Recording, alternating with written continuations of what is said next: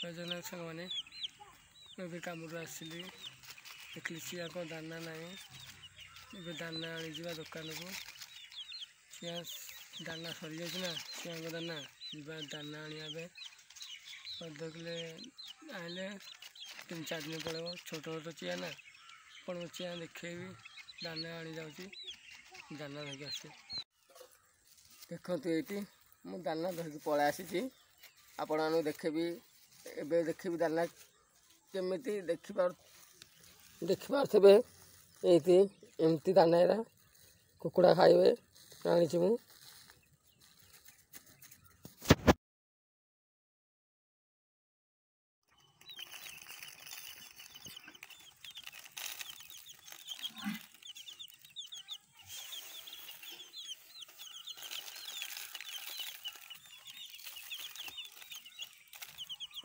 ଏବେ ମୁଁ କୁକୁଡ଼ାକୁ ଦାନା ଦେଇକି ପଳାଇ ଆସିଲି।